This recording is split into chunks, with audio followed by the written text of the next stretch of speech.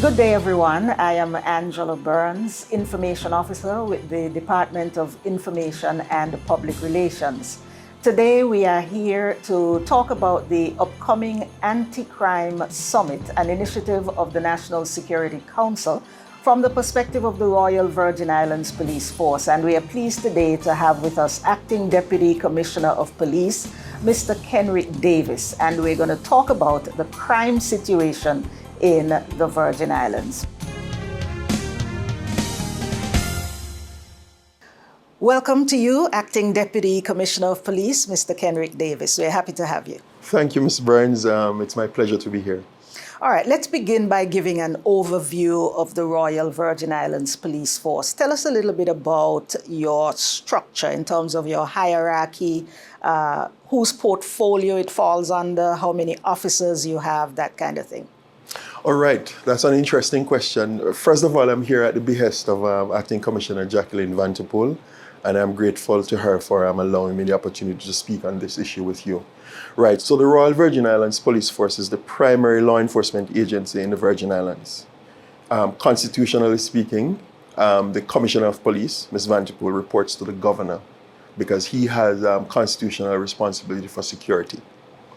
And of course, that feeds into the National Security Council, where the Premier sits and other members of the government structure. So the RVIPF is responsible for law and order. Obviously, it's responsible for public safety, detection and prevention of crime, among other things. It is a hierarchical structured organization, more or less structured along military lines in the sense that there's a Commissioner of Police, in this case Ms. Vanterpool, who is overall in charge of everything. And she has two deputy commissioners, superintendents, an assistant commissioner, of course, as well, and other officers who carry out the day-to-day function of the police force. So that's in a nutshell how the force is structured. How many officers do you have? At the moment, we have just under 300 officers. All right, we're here to basically talk about the Anti-Crime Summit. Can you zero in specifically on the role of the Royal Virgin Islands Police Force as it relates to fighting crime? So here's the thing. I'm really delighted that we're having this anti-crime summit because it allows us an opportunity to have a national conversation about crime, which affects all of us. So whereas it is, of course, the responsibility of the police force to prevent crime, to detect crime, there are things that the community can do alongside the police force to ensure that that is done. Because we police with the consent of the population. And therefore, there are things that the population can do. For instance, taking measures to reduce the likelihood that they would become victims. Working with the police to solve some of the underlying issues that breed crime. Because crime is a result of something else rather than something in and of itself. A lot of crimes result from other social issues. So it is a real good opportunity for the community in general, everyone, to have a say in what is causing crime, what in their view are the solutions to prevent crime, and to work collaboratively with the police to reduce crime in the community. If we accept that people are not perfect, then we will accept that it is not possible to prevent crime completely. There will be some crime wherever people exist because people are imperfect. But it is possible working together to control it, to reduce it, to keep it at bay so that it does not affect our general quality of life. And I think that the Anti-Crime Summit presents a wonderful opportunity for us to have this conversation at a time when crime is not out of control, because it's not out of control, but at a time when it is of enough concern, when we can all agree that all of us need to work together to do something about it. Crime may seem to be something foreign to us here in the Virgin Islands. 10, 20, 30 years ago, crime, what is that in the Virgin Islands? Now, how equipped do you think the Virgin Islands Police Force, the Royal Virgin Islands Police Force, is to fight crime? And perhaps there, can you say too whether crime is on the rise in this territory? Right. So the force, I would say, is ever evolving in the sense that there are emerging crime trends, for instance, crypto crimes, cyber crimes, which every police force across the world more or less is struggling to deal with. It's a new thing. People change, people are moving online, and therefore crimes are moving online. But generally speaking, the police force, I believe, is well equipped to respond to the crime situation in the country. It's just that there are concerning trends which provoke this kind of interaction that you and I are having certainly now. Compared to January to the July last year, and the same period this year, crime went up by 13%. And we can see from our figures that most of that is domestic related offenses. In other words, quarrels among people having interpersonal differences which result in crime, property damage, assaults, and so on. Some of them serious assaults. So we saw that generally crime went up by 13%. January to July 2024 compared to the same period in 2025.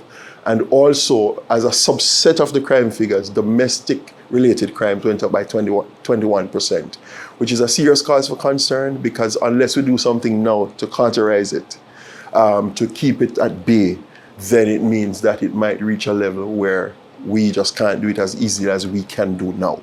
Which is why the conversation is necessary, which is why the summit is necessary, which is why everybody should get involved. Because whether or not you are directly affected, crime affects you, because there are myriad costs associated with crime if we don't keep it at bay.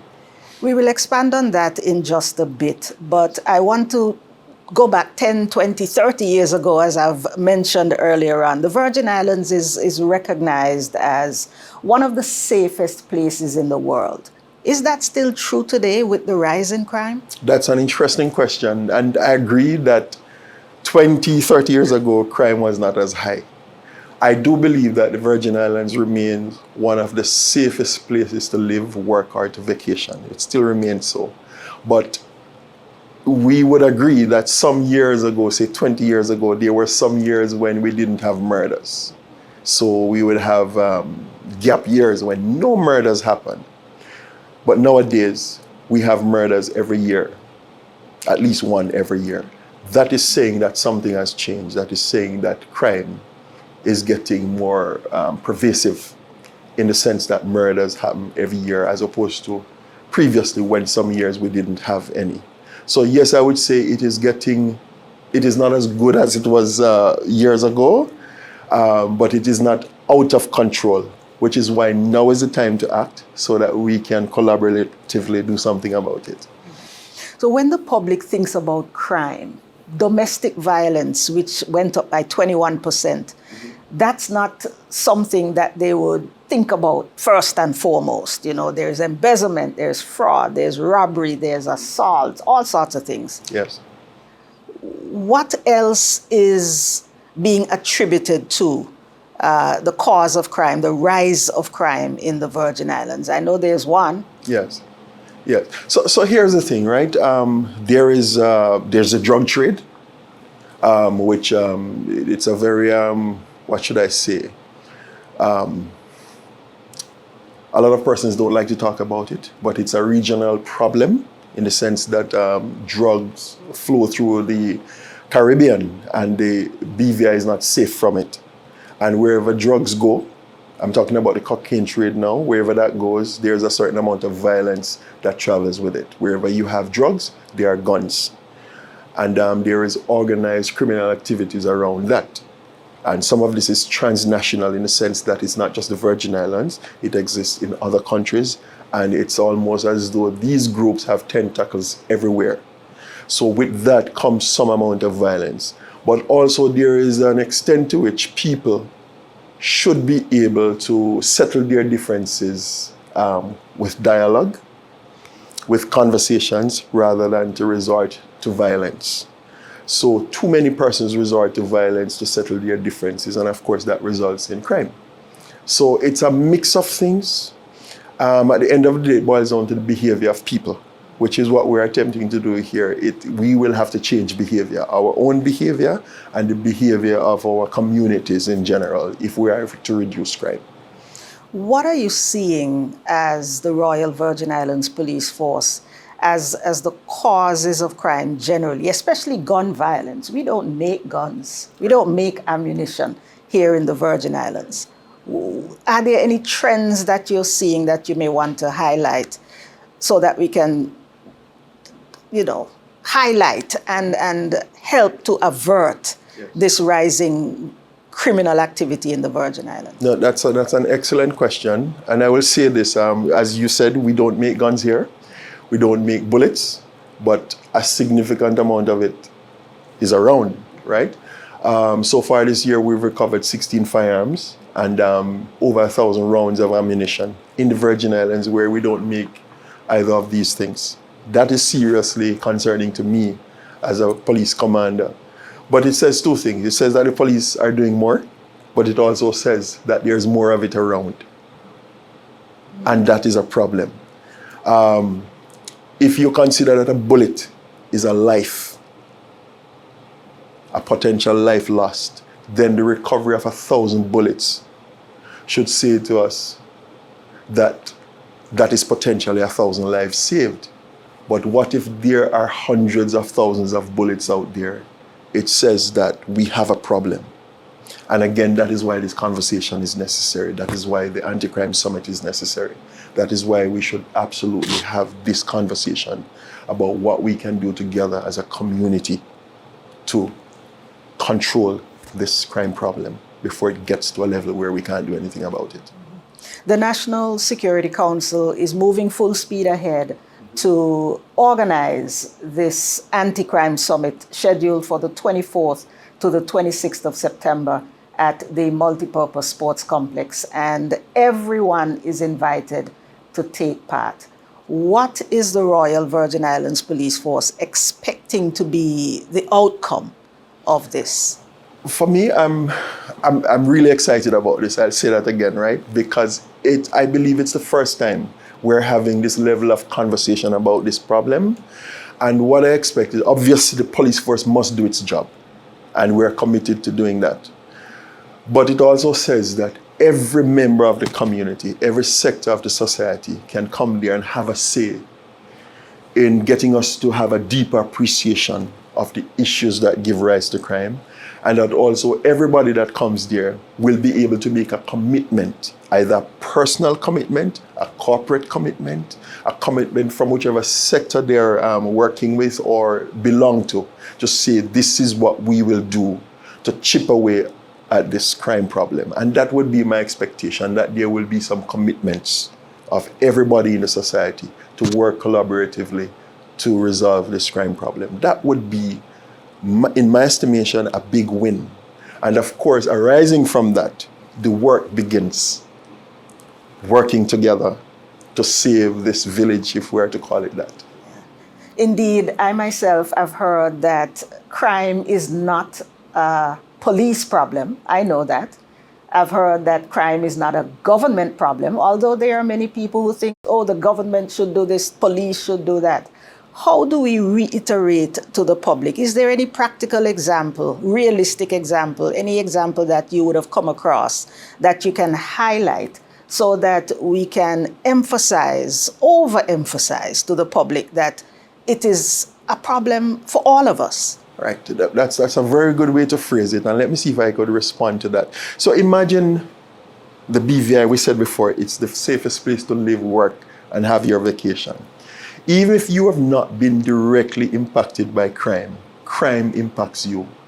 Imagine that you've just made your dream house on the hillside, and suddenly that area, that neighborhood becomes crime infested. That drives down your property value.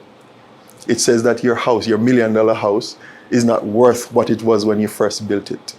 Imagine that you have this lovely bedroom. This is where you go and you relax. It is your safe zone, and somebody breaks into it and steals your items and searches it up. It is no longer a safe zone. You will never feel a level of peace that you felt before once it's been invaded. What if we could prevent that occurring to yourself or to your neighbor? And imagine a family that loses someone to gun violence. That family will never be the same. That is a level of victimization that you cannot roll back. It takes years, if not impossible to do. What if we could prevent that? And there's also this pervasive fear of crime. If crime is high and there's a fear of crime, it reduces economic activities. So if you're a business owner who operates a restaurant, for instance, you might see less customers because people are less inclined to go out and dine. So therefore you make less money because there is this fear of crime. There's also trauma, collective trauma that could happen. Some persons refer to as vicarious trauma in the sense that, say, nurses and police officers and counselors and teachers who have to deal with persons who have been traumatized by crime. Because of the frequency with which they have to deal with these persons, they themselves, over time, become traumatized. They suffer vicarious trauma. So we become a collectively traumatized society if we do not keep victimization arising from crime at a controlled level. So it is in the interest of everyone, whether you are a business owner, a family person, just someone going about your business as quietly as you can, for us to keep crime at a certain level, because it directly impacts the quality of life that we can have in this country. On that note, I think we have come to the end of this GIS report. We have been talking with Acting Deputy Police Commissioner, Mr. Kenrick Davis, and the focus basically is on crime, criminal activity in the Virgin Islands, which we have understood is on the rise. And we are gearing up here, the National Security Council, gearing up to host the inaugural, the very first Virgin Islands Anti-Crime Summit. It will be held at the Multipurpose Sports Complex the 24th to the 26th of September. The government will be represented, schools will be represented, churches will be represented, the police force will be represented, and you will be represented, because we are asking everyone to take part, to come and be part of the national consultation on crime in the Virgin Islands. As the Acting Deputy Commissioner of Police said, crime is on the rise, but it is not too late to do something about it. Thank you very much, Acting Deputy Commissioner. It has been my pleasure. I am Angela Burns for the Department of Information and Public Relations. Thank you so much for watching.